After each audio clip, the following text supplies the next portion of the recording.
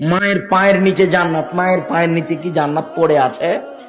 তার মানে মাকে মেনে চললে জান্নাত, এই কথা রাসূল সাল্লাল্লাহু আলাইহি ওয়াসাল্লাম বললেন। এমনটা হতে পারে আপনার স্ত্রী আপনার চেয়ে বেশি আপনার মাকে দেখে, এমনটা হতে পারে। সম্মানিত দিনী বোন, আপনাকে আমি অনুরোধ জানাচ্ছি, আপনি আপনার শাশুড়িকে মেনে নেন, ভালো হবে।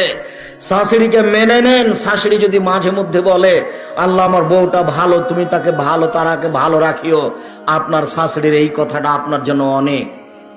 আর যদি অগোচরে আপনার শাশুড়ির চোখের পানি বের হয়, আমার বৌমা আমাকে এই কথা বলল, আমার ছেলেটা আমাকে টাকা দিয়ে গেল, যার কারণে আমার বৌমা আমাকে এই কথা বলল, যদি আপনার শাশুড়ির আপনার অগোচরে এক ফোঁটা চোখের পানি ঝরে, এর নাম আশীর্বাদ। আপনার স্বামী কোটি টাকা ইনকাম করলে সংসারে শান্তি হবে না, এই কথাই ঠিক।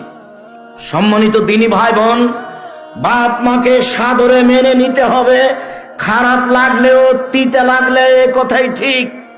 আপনাকে মা কিভাবে লালন পালন করেছে সেটা আপনাকে আমি দেখাতে অক্ষম, তবে আপনার ছেলেটাকে আপনি দেখলে বুঝতে পারবেন আপনার ছেলেটা আপনার কাছে কেমন, তেমন আপনি ছিলেন, তাহলে বোঝা যাবে মা কি জিনিস।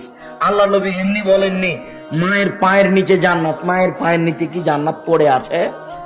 তার মানে মাকে মেনে চললে জান্নাত, এই কথা রাসূল সাল্লাল্লাহু আলাইহি ওয়াসাল্লাম বললেন।